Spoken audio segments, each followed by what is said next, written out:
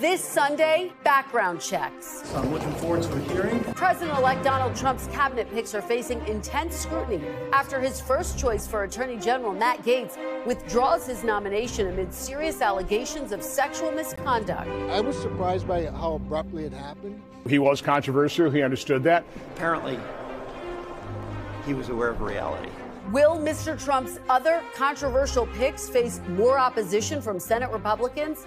Plus, the agenda. Donald Trump is planning to roll out a series of executive orders within hours of taking office for his second administration. He will immediately sign executive orders, sealing the border shut, beginning the largest deportation operation in American history. What are Mr. Trump's top priorities? And missile threat.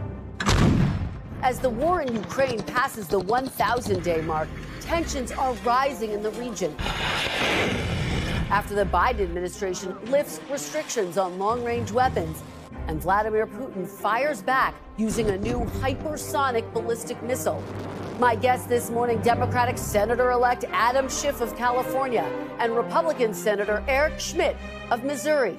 Joining me for insight and analysis are NBC News senior White House correspondent Kelly O'Donnell, former Homeland Security Secretary Jeh Johnson, Anna Palmer, co-founder of Punchbowl News, and Stephen Hayes, editor of The Dispatch. Welcome to Sunday. It's Meet the Press. From NBC News in Washington, the longest-running show in television history, this is Meet the Press with Kristen Welker. Good Sunday morning. President-elect Donald Trump has finished rolling out a pre-holiday flurry of cabinet picks, remaking the Justice Department, Pentagon, and the intelligence community with loyalists. On Tuesday, as a growing number of Republican senators demanded the release of a House ethics report into allegations former Florida Congressman Matt Gaetz paid women for sex, including a 17-year-old in 2017, the president-elect denied he was reconsidering Gaetz. Mr. President, are you reconsidering the nomination of Matt Gaetz? No. But just 2 days later, Gaetz withdrew from consideration, though he continues to deny wrongdoing. I was dealing with a politically motivated body. They had an axe to grind. So that was going to serve as at least enough of a basis to delay my confirmation as Attorney General. Was this decision a surprise to you? No. I was surprised the timing of it. I figured it would go a little longer than this, but ultimately I think you can see the writing on the wall. Now, hours after Gaetz dropped out, President-elect Trump named former two-term Florida Attorney General Pam Bondi, who served on Mr. Trump's defense team during his first impeachment trial instead. After Mr. Trump lost the 2020 election, Bondi amplified his false claims of election fraud. As Eric Trump said, we are thrilled to have won Pennsylvania. We have won Pennsylvania, and they're not going to take it away from us. Now, Bondi has been a vocal critic of the criminal cases against Mr. Trump, as well as special counsel Jack Smith, who charged him in 2 federal cases. The Department of Justice, the prosecutors will be prosecuted, the bad ones. The investigators will be investigated because the deep state, last term for President Trump, they were hiding in the shadows. But now they have a spotlight on them, and they can all be investigated, and the House needs to be cleaned out because now we know who most of them are. According to the Washington Post, President-elect Trump plans to fire the team that worked with the special counsel. The press secretary for Mr. Trump's transition team responding, quote, President Trump campaigned on firing rogue bureaucrats who have engaged in the illegal weaponization of our American justice system, and the American people can expect he will deliver on that promise. A key question now that Gaetz has dropped out, will other Trump picks face more intense scrutiny, including his pick to lead the Pentagon, Pete Hegseth, who faces questions about sexual assault allegations, which he denies, and former Democratic Congresswoman Tulsi Gabbard, who made 2 secret visits to Syrian dictator Bashar Assad in 2017. She has also amplified Kremlin talking points, blaming the U.S. for Russia's invasion of Ukraine. Ambassador Nikki Haley weighing in. This is not a place for a Russian, Iranian, Syrian, Chinese sympathizer. DNI has to analyze real threats. Are we comfortable with someone like that at the top of our national intelligence agencies? Now, NBC News has learned that within hours of taking office, President-elect Trump plans to roll out a series of executive actions aligned with his campaign promises, including setting in motion the large-scale deportation of people living in the country illegally. Those people who say they're going to stop us from what they're doing, they will not. We'll have no problem finding a place to detain these people. It's going to cost money, so we got to have the money to do it. But President Trump's going to do everything he can to make sure we have the funds to do this. Mr. Trump and his allies disavowed the conservative policy blueprint Project 2025 during the campaign. I don't know what the hell it is. It's Project 25. He's involved in Project. And then they read some of the things, and they are extreme. I mean, they're seriously extreme. I have no idea what Project 2025 is. I've never read it, and I never will. But with the campaign over, Trump's transition team is turning to Project 2025 to help staff the next administration, picking its co-author, Russell Vought, to lead the Office of Management and Budget, as he did in Mr. Trump's first term. Top Trump aides are praising the pick. Russ Vought has been the guy for the last 4 years who's been developing the plan to take down the deep state. That's Russ. And he's going to be right there at OMB to execute that plan. And joining me now is Republican Senator Eric Schmitt of Missouri. Senator Schmitt, welcome to Meet the Press. It's great to be with you just 2.5 weeks after President Trump completed the greatest political comeback in American history, winning all the battleground states, the popular vote, getting a mandate from the American people to shake things up in Washington, and look forward to helping him do that with our new majority in the Senate and with our friends in the House. Well, it's great to have you here and to have your perspective. Let's start right there. And this decision by former Congressman Matt Gaetz to withdraw his name from consideration for Attorney General, it comes as NBC News has learned that 5 Republican senators were planning to vote against Gaetz. Do you believe it was a mistake by President-elect Trump to pick Gaetz in the first place, Senator? Well, I think Matt Gaetz made a decision, and I respect that decision. And we're moving on now to the nominee that he's chosen, Pam Bondi, who I know very well. We come from state attorney general world. Pam has taken on the tough fights. She took on drug trafficking. She took on human trafficking. She's a tough career prosecutor. She's smart. She's tough. It's a great pick. And the Justice Department is ripe for reform. So I think President Trump is picking reformers for these cabinet positions. He campaigned on that, and he's delivering on that promise. We are going to delve into that in just a moment. But just to stay on this issue of Matt Gaetz for a moment, given the severity of allegations he was facing, allegations of sexual misconduct, including that he had sex with a minor at a party in 2017, which he denies. But do you think that he should have been picked in the first place? I think President Trump deserves the ability, with the mandate that he got for the American people, to put people in positions who are going to do reform. There's some things we can do in Congress, oversight and legislation, but you really need reformers at the head of these different agencies. And I think you're seeing that as a common theme. I'm sure we'll talk about more of them, but there really is a lot of reform that needs to happen in the administrative state. And he's talked about it a lot on the campaign trail. And like I said, he's delivering on that. Well, let's talk about Pam Bondi, who we were just talking about, the former Florida Attorney General. Bondi has vowed to, quote, investigate the investigators, to prosecute the prosecutors. A different tone than you have struck, Senator. You've said that the DOJ should be, quote, going back to fighting crime and not settling political scores. How do you square those two different views? Well, I will tell you that Pam Bondi has a track record. She's a very serious person. And I think she's seen the weaponization. Everybody's seen this weaponization of the Justice Department over the last 4 years. It really is a tragedy for a once respected agency that has gone after Catholics. It's gone after parents who showed up to school board meetings under the auspices of the Patriot Act. This is in the United States of America. And then clearly weaponized that department, Joe Biden did, and Merrick Garland, to go after their chief political opponent. And I'll tell you, Kristen, the arc of that story is really terrifying if you care about the Republic. After the midterms, Joe Biden said that there was no way President Trump would ever be back in the White House. After that speech, these zombie cases were resurrected. The number 3 person from DOJ went to New York, and you had the Alvin Bragg case. The #2 prosecutor in Atlanta went to the White House and coordinated. You saw all these cases resurrected. They all fell apart under the weight of the law. And so I do think there needs to be accountability. I think that getting it back to crime fighting is important, but there has to be accountability for these kinds of abuses. Okay, what specifically does accountability look like, Senator? Are you suggesting you want to see Special Counsel Jack Smith, Attorney General Merrick Garland prosecuted? Is that what you are implying? Well, no, I think accountability means first and foremost, the people involved in this should be fired immediately.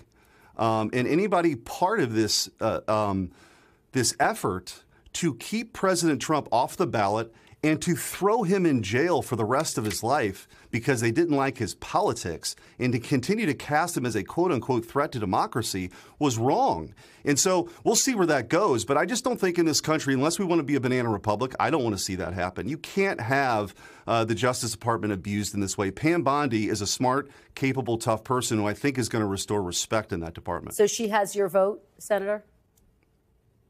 Oh, absolutely. I intend to help Pam Bondi get the votes. I know her well.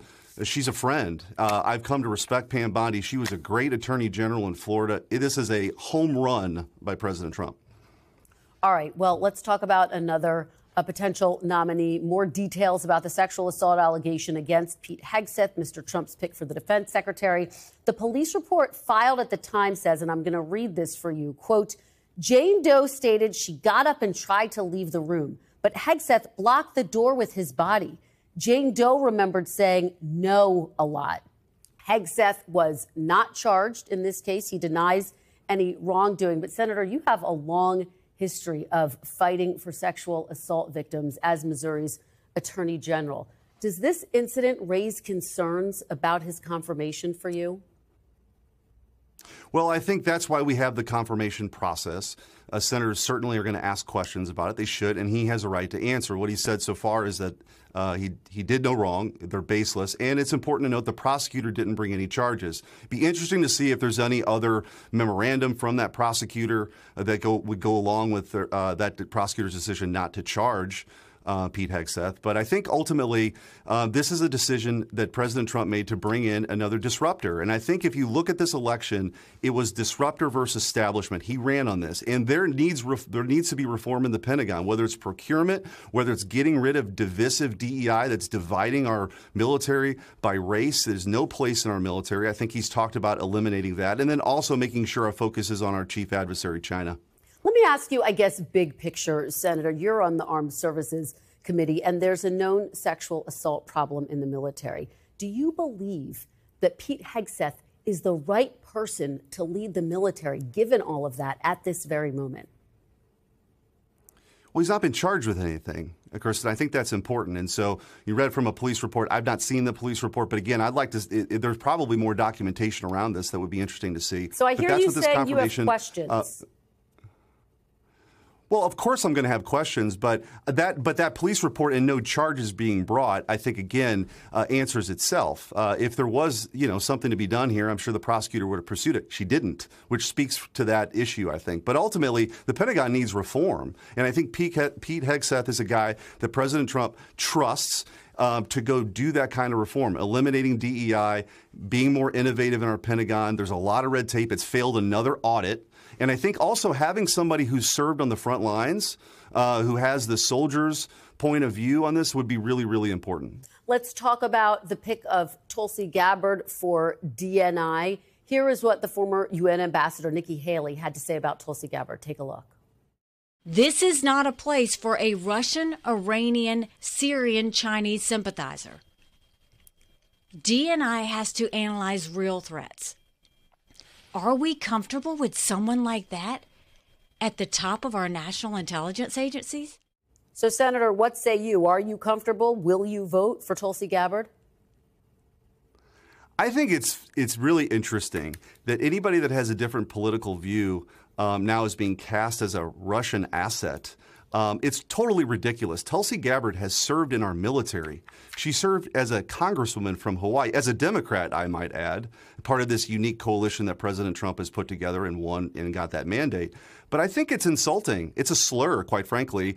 There's no evidence that she's an asset of another country. She served this country honorably. And by the way, she cares deeply about our Constitution and civil liberties and making sure people aren't being targeted by these intelligence agencies. So again, I think this is a reformer who can come in, who maybe is not part of the same Washington cocktail party circuit that people in the intel community are used to, but maybe that's exactly what we need right now. President Trump listened to the American people when they screamed about these issues. They want to be heard. They feel like Washington's broken, and I think bringing somebody in like Tulsi Gabbard is a welcome news. So you're a yes on Tulsi Gabbard, Senator, just to be clear? I'm a yes on Pam Bondi. I'm a yes on Pete Hegseth. I'm a yes on Tulsi Gabbard. Absolutely. Okay. Well, there you have it. Let me zoom out a little bit. The Trump transition team has so far bypassed traditional background checks for his cabinet picks. Are you confident that all of Mr. Trump's picks will be fully and properly vetted before this confirmation process? I am, and I think that's an important role of the United States Senate, right? It's a uniquely American institution for a bunch of reasons. We have the role of advice and consent, and as we go through, whether it's armed services or judiciary, any of the committees that are going to be vetting these candidates for these positions, absolutely, it's going to be thorough. It should be. We should ask tough questions. That's part of the process. So I have full confidence that that's exactly what we're going to have moving forward. All right, let's do a little bit of foreign policy now. We've seen the war in Ukraine, obviously, escalate this week. I wonder, do you support the U.S. staying in NATO and recommitting itself to the idea that an attack against one is an attack against all? Yeah, I don't think anybody's talking about, and not even me, talking about exiting NATO. But I do think what President Trump has brought to the table in his first 4 years, and what I think he will bring, is that it's time for our European allies to step up. I think American taxpayers are tired of footing the bill all the time for the wars in Europe. And, specifically as it relates to Ukraine, I think they need to step up. There's been no definition of what victory looks like. There's been no definition, sort of the accountability. People have thwarted efforts to have, independent audits of how the money is being spent. So I think our European allies need to step up. We're not exiting from NATO, but I do think President Trump has an opportunity to usher in a new era of American realism, where as far as this country's concerned, our core national interests are defined by what America's needs are, protecting the homeland, pivoting to China, and making sure European allies play a meaningful role in the defense of that continent. Well, Senator, let me ask you this. Would you object, would you push back if President-elect Trump were to say that he wanted to pull out of NATO? Do you think it's essential the U.S. stays in? He's not talked about that at all. What he has talked about is actually them spending more money on their defense. And they started to do that after a lot of whining initially. They started to do that, and I don't think they've met where they should go. I think that threshold should be higher than what it is right now. Again, the American taxpayers deserve a president who understands that they might be tired of subsidizing the social welfare programs in Europe, and that message is going to be delivered. It's being delivered here today. It's been delivered 4 years ago under President Trump. But again, these are very important relationships for us in Europe. But I do think it's time for our European allies to step up more financially and for their own defense. All right. Senator Schmitt, your first time being on the program. We really appreciate your being here. Thank you so much. Anytime. When we come back, Democratic Senator-elect Adam Schiff joins me next.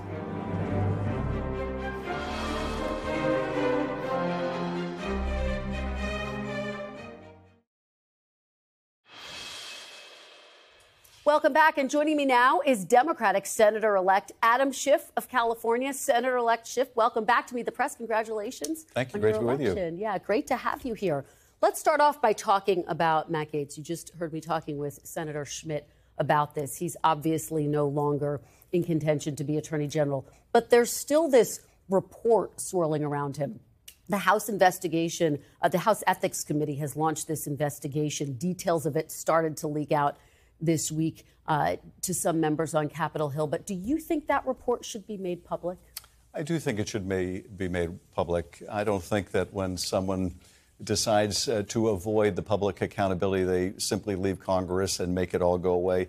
The taxpayers paid for that analysis and that report. I think they have a right to see it. Do you think it will be made public? Do you have any indication? I don't know. It seems like on a party line basis, Republicans are saying, no, the public has no right to see this. And what's more, we don't want the public to see this. But it underscores to me why the president's lack of background checks for his nominees is flawed. He may have still decided to nominate Matt Gaetz, but if they did a thorough vetting, he may have decided not to. That vetting process, having the FBI review potential nominees, it's not only to protect the public interest, it's to protect the president-elect's interest, to make sure that he's not embarrassed by nominating someone like Matt Gaetz. So I think it shows a flaw in the process that he even got nominated. And, you know, perhaps with respect to Hegseth as well, had a thorough investigation been done, it might have influenced the president-elect's decision to nominate him in the first place. Let me ask you big pictures. Obviously, President-elect Trump has now said he wants to pick Pam Bondi to serve as his attorney general. He has swept the battleground states. He won the popular vote. Republicans have control of the House and of the Senate. Do you think that the president-elect should have his picks confirmed? Well, I think the president has a right to nominate anyone who's qualified, who has good judgment and good character. It doesn't mean he's guaranteed Senate approval of whoever he nominates, and some of these nominees are deeply problematic. I'll be interested in the confirmation process. Will Pam Bondi continue to tell the big lie even under oath? Is she going to continue to say that the Justice Department should be prosecuting prosecutors who brought valid evidence before a grand jury found probable cause to believe Donald Trump committed crimes? That's not a basis to go after them. So she's going to have to answer tough questions. Tulsi Gabbard concerns me a great deal, that someone who has echoed Kremlin talking points, someone who has appeared to make common cause with someone like Bashar al-Assad, who gasses his own people, someone who has no experience whatsoever, not even on the Intelligence Committee in the Congress, should be running those agencies. So they're going to have tough questions to answer. Senator-elect Schiff, is there anyone on this list who at this very moment you think you could vote yes on, you could support? Well, you know, for example, I think Marco Rubio is enormously well qualified for the job for which he's been nominated. I still want to ask questions. I'm not going to completely prejudge even him, but he's unquestionably qualified, and there are others as well. But some really stand out for the risk they would present to the American people. So right now, Senator Rubio would have your vote as a yes? Well, I'm strongly inclined that way. I don't want to prejudge completely because you never can tell what comes out in the vetting process, but he's unquestionably qualified. Let's talk about your former colleague who you just mentioned, Tulsi Gabbard. She's been picked as Director of National Intelligence. Just last week, Congresswoman Debbie Wasserman Schultz said Gabbard was, quote, likely a Russian asset. Do you share those concerns, or is that overstated? Well, I wouldn't describe her that way, but what I would say this, she has certainly echoed talking points for the Kremlin. She appeared to have taken Putin's side when he invaded Ukraine. And, you know, her fondness for Bashar al-Assad, someone who is gassing his own people, calls her judgment deeply into question. So here you have someone with very questionable judgment and no experience. That's not a great recipe for running the agencies. And the problem is, if our foreign allies don't trust the head of our intelligence agencies, they'll stop sharing information with us, and that makes our country less safe. So I have profound concerns about her. Well, speaking of foreign allies and adversaries, I want to play something that President-elect Trump said about you when he was a candidate. He called you, quote, more dangerous than foreign adversaries. Take a listen and get your reaction on the other side. The enemy from within, in my opinion, is more dangerous than China, Russia, and all these countries, because if you have a smart president, he can handle them pretty easily. I got along great with all of them. I handled them. But the thing that's tougher to handle are these lunatics that we have inside, like Adam Schiff, Shifty Schiff. Senator-elect, when you hear that language, how concerned are you that you will be targeted by President-elect Trump and his second administration? Well, that's dictator talk. That's how autocrats talk. They want to make their political opposition an enemy, describe them in those terms. But look, I'm not concerned about myself. I'm going to do my job. I'm not going to have his threats intimidate me from doing so. But anytime you have someone, particularly someone who's going to become president of the United States, fawning over dictators, emulating their language, attacking the press, undermining our institutions, yeah, we should be concerned about it, because at the end of the day, it means that the American people will suffer. The American people, I think, voted on the basis of the economy. They wanted change to the economy. They weren't voting for dictatorship. So I think he is going to misread his mandate if that's what he thinks voters chose him for. Let me ask you, because there is an effort underway to dismiss both the federal and the state cases that President-elect Trump is facing. Do you believe that that is appropriate? Again, now that he has won office, now that he is going to be in the White House again, the Supreme Court has obviously said that he has immunity for all official acts once he's in office. Do you think these cases should be dismissed? I don't. I think the sentencing and further proceedings in the New York case should be deferred until after he leaves office. And likewise, I think further proceedings in the two federal cases should be deferred until he leaves office. But they should not be dismissed. A jury of Donald Trump's peers found him guilty. He's no less guilty because he won an election. There were two grand juries who found probable cause to believe Donald Trump committed federal crimes. Those cases shouldn't go away simply because he was elected. The presidency is not a get-out-of-jail-free card.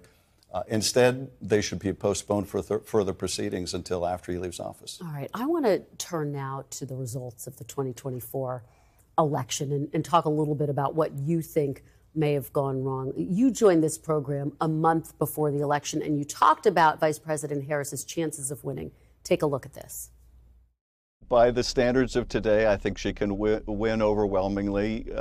Given how divided the country is, overwhelming may be winning by 100,000 votes or 80,000 votes in these key battleground states. I think that's within her capacity to do. So I think we are well poised to win this thing, but it is still scary close. Why do you think that Kamala Harris didn't win and win overwhelmingly? I think Joe Biden's decision to step aside and pass the torch was the right decision. It gave us a chance to win. It didn't give us a guarantee. And I thought she could win. And I thought she could win in all the battleground states. But ultimately, what we saw both in this country and around the world was a very strong anti-incumbent wave that took out both progressives and conservatives. And our party became associated with the status quo. And that was too much to overcome. I think the principal issue is the economy, and over years and even decades, it's gotten more and more difficult for people working full-time to make a living. And until we resolve that challenge, the economy, we may find the presidency is easier to get than it is to keep. You know, you talk about President Biden's role in all of this. Speaker Emerita Pelosi said that he actually should have stepped aside sooner, that could have made a significant difference in the outcome of this election. Do you agree with the Speaker Emerita? Well, she has far better political instincts than I do. I think it's difficult because had we gone to a competitive primary, for example, what would the results of that primary been? How ugly and divisive and chaotic would it have been? Very hard to tell in advance. But I do think the Democratic Party has to recognize the challenge we have, which is for too many millions of battleground voters, working people, they don't think we represent them.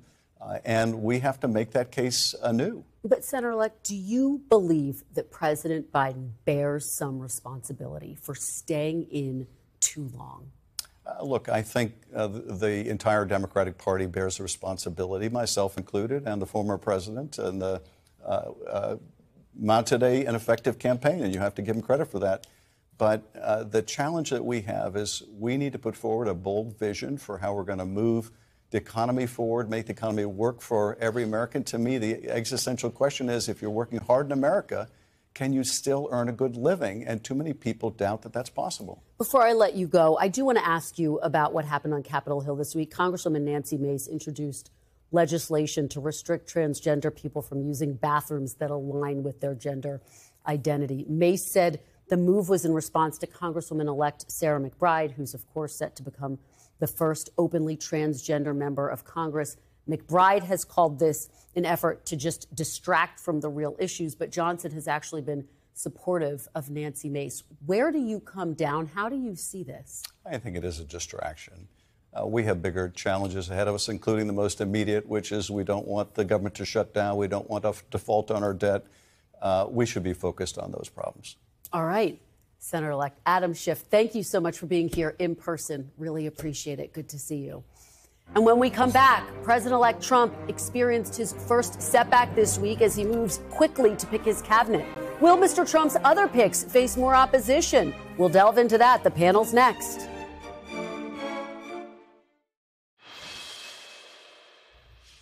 Welcome back. The panel is here. NBC News senior White House correspondent Kelly O'Donnell, former Secretary of Homeland Security Jeh Johnson, Anna Palmer, founder of Punchbowl News, and Stephen Hayes, editor of The Dispatch. Thank you all so much for being here. Kelly O'Donnell, let me start with you. Huge week in terms of President-elect Trump's picks. And the big news, of course, that Matt Gaetz withdrew his name for consideration to be Attorney General because you had 5 Republican senators saying they were going to vote no. Do you think this is a one-off? In other words, do you think it's a sign of opposition potentially for Senate Republicans, or is this just something that happened with Matt Gaetz? Well, I think what the president-elect did, and he may not have intended it, is he created a stress test on the system of the constitutional power of advise and consent. And by doing that, the shock and the jolt of a Gaetz nomination put Republican senators in particular in a difficult place. They don't want to deny and defy Donald Trump's picks. And so the real question is this the outlier, or has he set up conditions now where everyone else looks favorable by comparison? And that's what I think we don't know. And the Republicans did a quiet mission against Gaetz, and that was important in the context of trying to remain loyal. Anna, it's such a great point because publicly every Republican said, look, we might have criticisms of Matt Gaetz, but we're not closing the door to him. No one said no publicly. How do you see this playing out? What are your sources telling you on Capitol Hill? This is the tightrope that Senate Republicans face, and they're walking when it comes to all of these nominations, and particularly some of the more controversial ones, because there's a lot of concern. You talk to members of Congress and their staff behind the scenes, and if they're being honest, there's a lot of nervousness around Pete Hegseth, around Tulsi Gabbard, some of the others, but they don't want to get crosswise. They don't want to get into a Twitter war with Donald Trump because they know they're going to lose. Yeah. Secretary Johnson, you are familiar with these confirmation processes. Intimately. Yes. Well, take us inside based on your intimate knowledge. What do you make of what we've witnessed so far? Well, on the Senate, I didn't exactly see a whole lot of profiles in courage. Matt Gaetz was a wild pitch, even with Donald Trump's strike zone. You cannot nominate credibly someone to be the head of the Justice Department who was just recently a subject of a Justice Department investigation. And so no one said outright, out of the box, he's not qualified. I've heard Lindsey Graham and others say that the president's entitled to his nominees. That's simply not true. The Senate has a constitutional obligation to advise and consent. I've been through the process 3 times. 2 of them I was nominated by a Democratic president, confirmed by a Democratic Senate, and it was not a free pass. I can tell you that. I had to, in the background investigation, go back to the address of the Sears and Roebuck where I worked when I was a college student and go through every single foreign trip I'd ever taken since I was age 18. So the Senate has a job to do in this process. It really is instructive, Steve, to hear the Secretary talk about his own experience, because you think about some of these picks now, particularly a Pete Hegseth. And in my conversation with Senator Schmitt, he basically acknowledged, he has some real questions for him. Who do you think of the remaining cabinet picks, and now that they've all been filled out, who do you think is going to be the toughest to be confirmed at this point? Yeah, I think what you're seeing is Republican senators making the distinction between unconventional on the one hand and unqualified on the other. They can vote for unconventional picks. Most of the picks are going to be unconventional in some way. What I think they don't want to do is support unqualified candidates. And I guess I have a different view of this than the Secretary. If you look at this first week, I would say Republican senators sort of got their back up and said, we're not going to do this. I think Kelly's right that there was a quiet effort to have Matt Gaetz removed. Senator Lindsey Graham, who has shown great deference in the past, I think had a stern discussion with Matt Gaetz, sort of laid out what the likely scenarios would be if he proceeded with the nomination, suggested that there wouldn't have been votes. Other senators back-channeled with the administration, the incoming administration, about that. And I think also you heard Eric Schmitt, Senator Schmitt, today on your interview, suggest that background checks would be important, whether they're FBI background checks or others would be important. And then third, you've seen Republican senators show skepticism publicly about this recess appointment process. So I think thus far early on, Republican senators are saying, we want to be supportive of the president's picks, but there's a line here. Yeah, you're absolutely right on the recess appointment, because last week we were talking about recess appointments as if, wow, that's a real possibility. They sent a message this week that they're not necessarily yielding their advice and consent. Kelly, boy, President-elect Trump is rolling out these picks with incredible speed. He's now basically filled all of the positions in his cabinet, including Treasury Secretary Scott Bessent, former hedge fund CEO. What do you make of the pace of this and the fact that you do have some senators saying, look, we want to start the confirmation process before the inauguration? Which they can do once the new Congress is taken into office. This is a faster pace than Trump Point 1. It is also one where, as the president-elect talked about this being a nice transition, he is not fully engaged in the transition. He has not signed the paperwork that allows him to work with the sitting administration for really important things. Not only is it access to office space and financial support to run the transition, but as we mentioned, the FBI background checks. That's a tool that could be used by the president-elect, but he's so wary that he's not affording himself some of the things that government allows to make a new administration successful. And that's an interesting choice, that he likes to break the china, but sometimes there are tools available to him and he doesn't want to use them. They haven't yet. Secretary Johnson, how significant is it that he's not using these tools? How significant is an FBI background check, for example?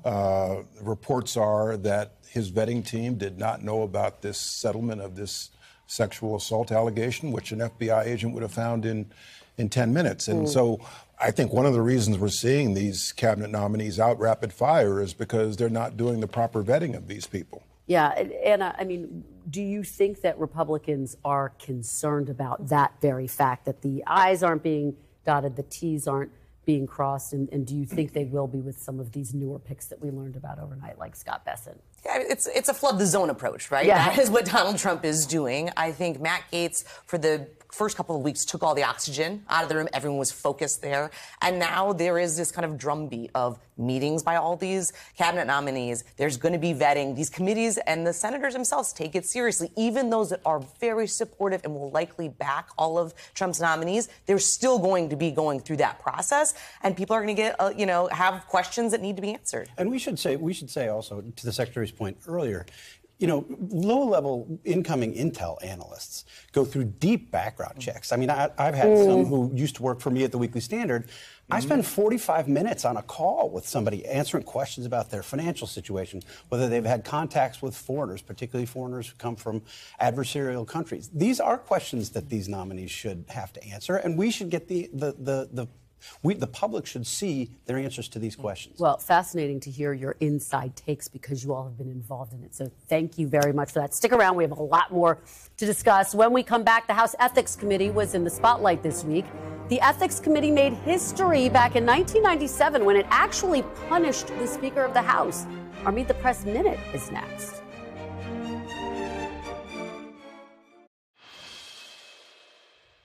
Welcome back. The House Ethics Committee couldn't agree to release its report on its investigation of Matt Gaetz, but the controversy prompted Gaetz to abruptly withdraw his name for Attorney General.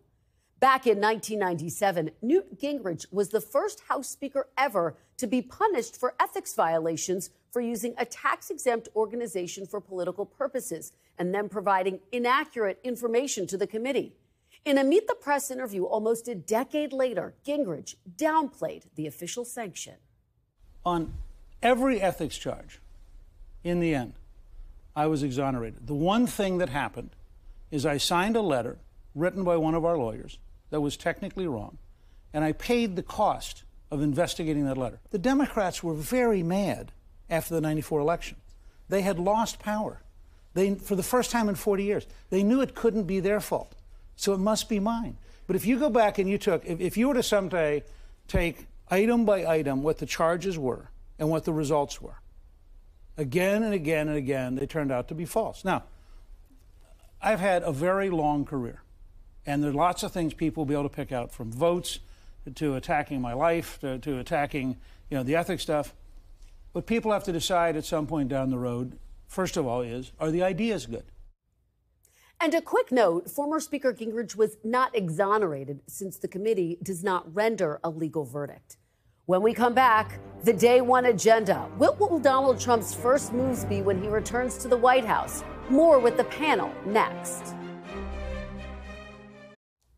Welcome back. The panel is still here. Let's talk about the day one agenda. Kelly, we have new reporting that President-elect Trump, once he is sworn into office on day one, plans to roll out a series of executive actions, as one person is saying, quote, like nothing you've ever seen before. What are you hearing? That sounds like Trump himself. Yes. Doesn't it? I think that you could argue that first 24 hours will be the best day of either Trump term in the experience of Donald Trump, because it will be the peak of his political comeback. And it's where his skill set for marketing and branding comes into play, where he can talk about his campaign promises with a presidential pen to sign, something he likes to do, the visual demonstration, and to outline these initial steps. We believe there will be several that relate to immigration and his mass deportation plan. Expect him in the economic realm to talk about tariffs. Expect him to do things that relate to the Department of Defense, to unwind some of what Joe Biden did with respect to service members being able to, for example, cross state lines for reproductive health care. There will be a flurry of them, and they will all be big, bright stamps of what he ran on. Secretary Johnson, pick up on that point, because as Kelly notes, immigration's really the centerpiece. And he has this mass deportation plan. He's going to sign some executive actions, but he's also going to then begin to roll out this plan. I interviewed him a couple of weeks ago after he was elected. I said, do you have an actual plan? How much is it going to cost? He said, there's no price tag.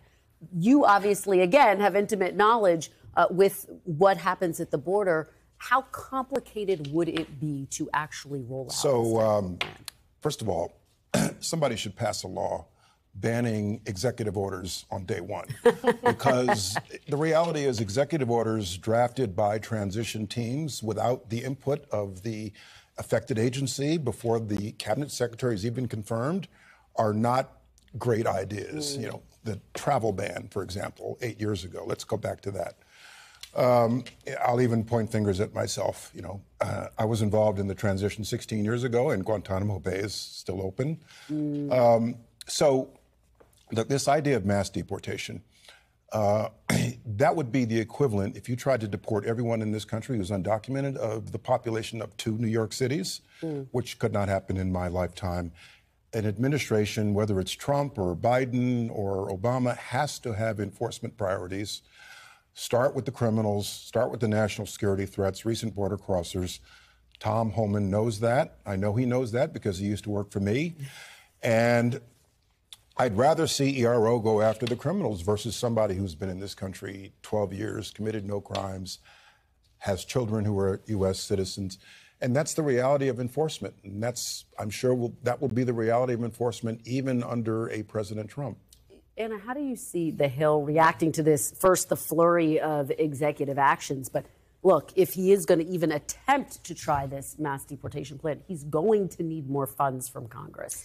Yeah, I think everybody's expecting the executive orders right away to go as fast as absolutely possible. I think on this idea of where the money is, the power of the purse in Congress holds that very tight. I also think he's going to face some skepticism by Republicans on using the military, for instance, going, into different states. I think that is going to be something you've already heard Rand Paul and others, the libertarian side of the party, say, hold up, we have some questions here. And Steve, obviously Republicans have control of the House, but boy, it's a very narrow margin, which could make everything that we are talking about on his agenda a little bit tougher. It could make it somewhat tenuous, but I think that argues in favor of Donald Trump being aggressive on executive actions. I think he said he ran on tariffs, he ran on mass deportations. We know that these are issues that he cares about viscerally in a way that he doesn't care about some other issues viscerally.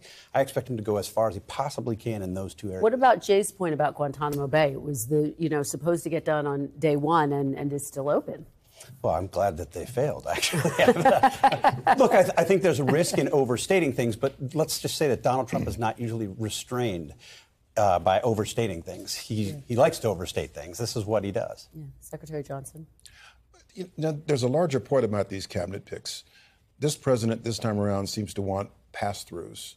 When I was general counsel of DOD, the secretary was Bob Gates, Leon Panetta, who brought a lifetime of wisdom and experience that is value added to any president. Presidents need to hear things they don't want to hear from their cabinet. And I'm worried that these nominees will not be able to be in a position to do that. Well, Kelly, so thinking about the system of potential checks, you go back to the Senate and someone like a current leader, McConnell, who's not going to be the leader once the new Congress is sworn in. He is untethered by the constraints of being in leadership, where you have to set the tone for the entire Republican conference.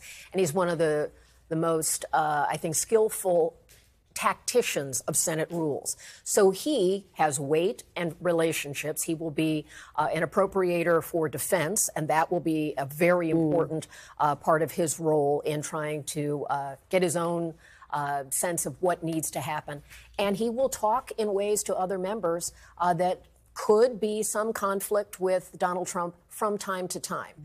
Certainly, he had the opportunity when he was in leadership to take a more dramatic position against Donald Trump. They had no relationship for a number of years. They're back in a cooperative spirit. But he'll be someone to watch because he knows the president-elect may not know the rules of the Senate very carefully or care about them, but Mitch McConnell does. Yeah, I mean, Anna, to that point, he certainly is someone to watch. And we put him up as one of the 5 senators who was planning to vote no on Matt Gaetz. What are you going to be watching for as it relates to the current leader, Mitch McConnell?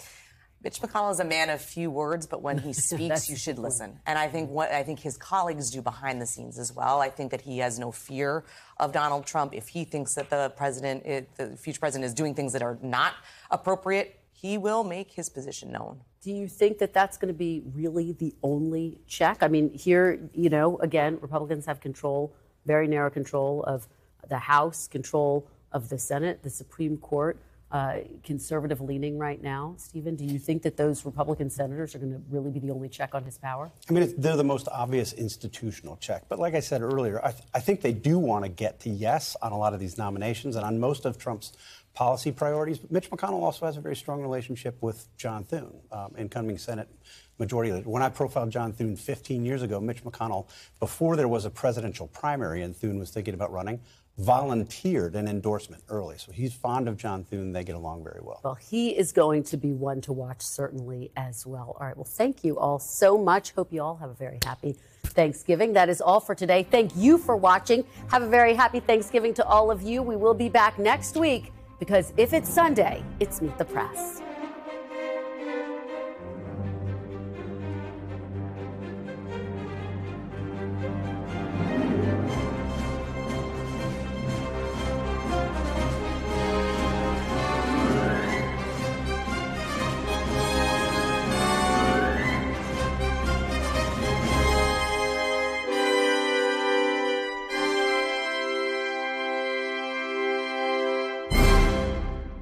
Thanks for watching. Stay updated about breaking news and top stories on the NBC News app or follow us on social media.